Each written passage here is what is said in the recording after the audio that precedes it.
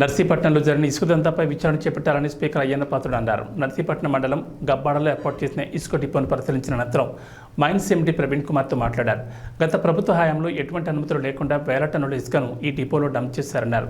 దీనిపై revenue mining శాఖల అధికారులకు తెలియదని చేతులు దులుపుకుంటున్నారని, ప్రభుత్వం డిపోలో 63,000 మెట్రిక్ టన్నుల ఇసుక నిల్వ ఉన్నట్లు అంచనా వేశామని, దీనిపై సమావేశం నిర్వహించేందుకు ఆర్డీఓ నిర్ణయం తీసుకున్నట్లు తెలిపారు.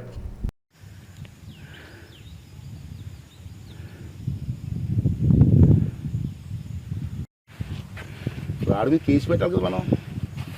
దొంగోడు ఎవడు, ఈ ఇసుక తీసుకొచ్చిన దొంగోడు ఎవడు, అది కావాలి నాకు.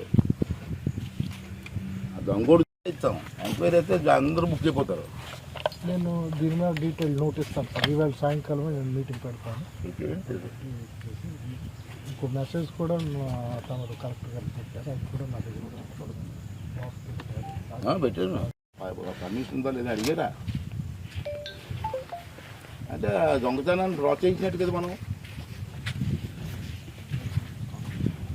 మొన్న కలెక్టర్ అంటుంది నాతోటి, ఇదేమో ఇచ్చేద్దాం అంటున్నది. ఎవరికి? కంపెనీ వాడికి నోటీస్ ఇచ్చి రికార్డ్ చేస్తే స్టేట్మెంట్. కంపెనీ వాడు ఎవరికి తెలుసా? వాళ్ళకి తెలుస్తుంది. జేపీ వెంచర్స్ వాడు ఉంటారు, ప్రతిమావాడికి నోటీస్ ఇచ్చి రమ్మని మన స్టేట్మెంట్ రికార్డ్ చేయించాడు సార్. చేస్తే సార్ దానికి కంపెనీ వాడు ఎవడో చెప్తే నోటీస్ ఇస్తారు. కంపెనీ వాడు ఎవడో తెలియదు అన్నారు. నేను చెప్పాను ఇక్కడ స్పీకర్ గారికి ప్రయారిటీ మీరు ఇవ్వాలి కదా. స్పీకర్ కాదండి, వదలలేదు. అసెంబ్లీలో కూర్చునే ఇస్తాను ఎమ్మెల్యే కింద.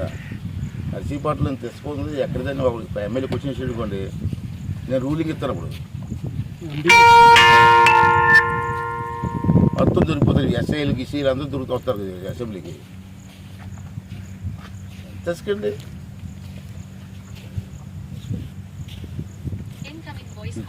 ఉతికితే అడిగి చెప్తాడు. స్టేట్మెంట్ వచ్చి రికార్డ్ చేస్తే సాయంకాలం మీటింగ్ కాల్ ఫర్ మన డివిజనల్ లెవెల్లో ఇది ఇప్పుడు 48,000 అని మెట్రిక్ టన్ సార్. నాకు తెలిసి 63,000. అవును సార్. దీంట్లో కూడా వాడిసి ఉంటారు.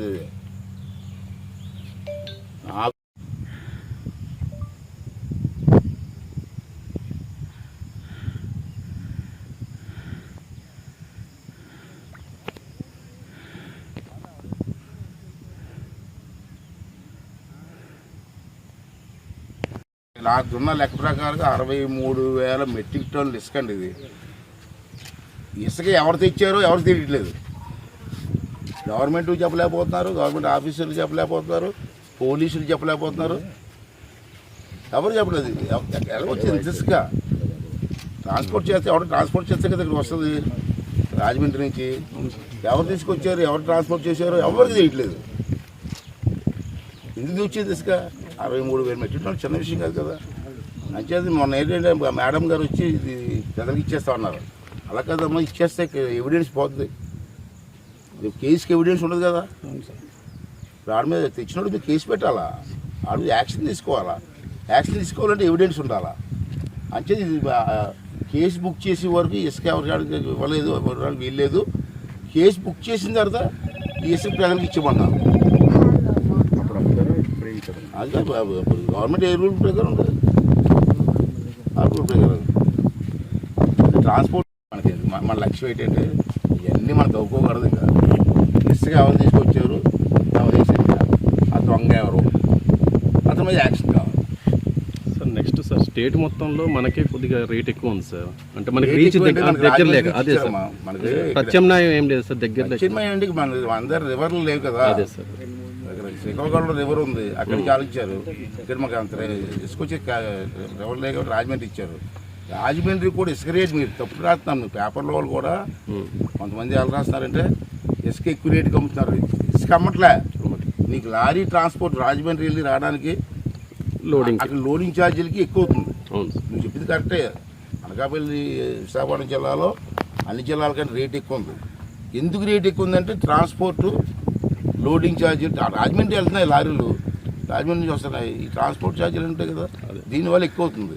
అంటే నేనేమన్నానంటే లోకల్గా ఉన్న రివర్స్ ఏమైనా ఉంటే ఇక్కడ కొంచెం గ్యాదర్ చేసి దాంతోపాటు ఎక్కువ క్వాంటిటీ కావాల్సిన వాళ్ళు అందరినీ రాజమండ్రి వెళ్ళమంటున్నాను.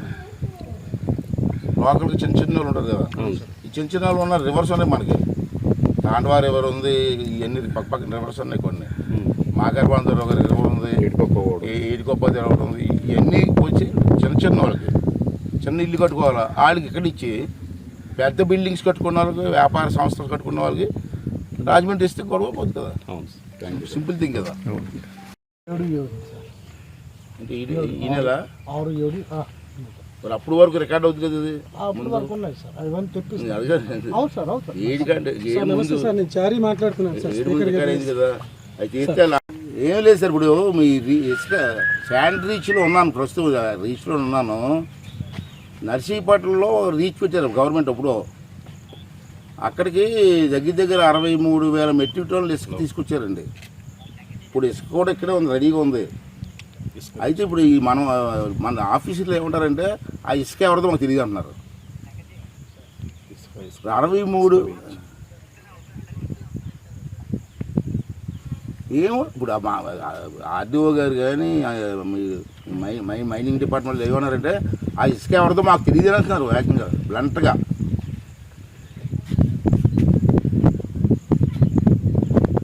ఎవరు తీసుకోవచ్చు ఆ ఇసుక? నా పాయింట్ ఏంటంటే ఇసుక మన ప్రజలకు ఇచ్చేద్దాం. ఇసుక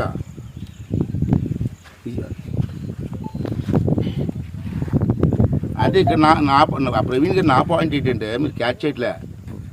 అసలు ఇంత ఇసుక ఎవరు తీసుకొచ్చారు అన్నది చెప్పలేకపోతారు మనోళ్ళు.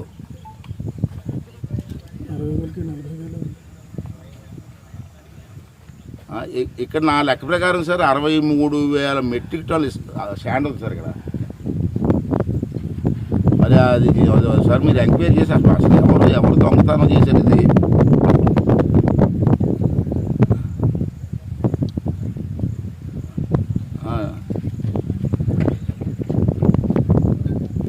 Okay okay okay thank you.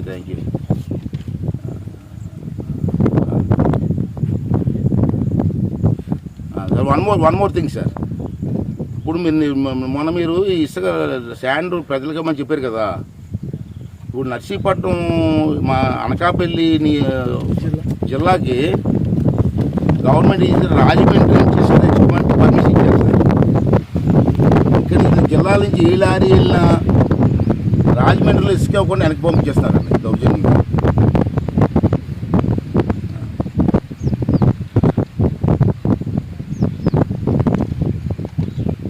చెప్పండి సార్, క్లారిటీ ఇవ్వండి.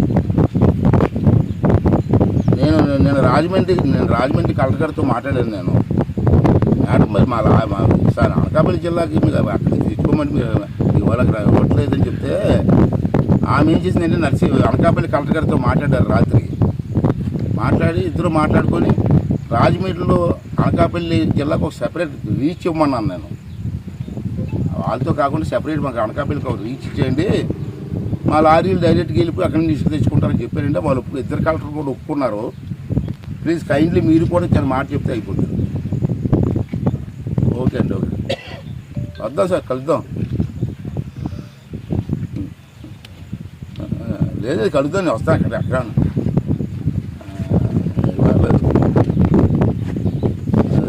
28 నుంచి అసెంబ్లీ ఉండొచ్చు. అలాంటి చాలా సంవత్సరాలు కలిసి మనం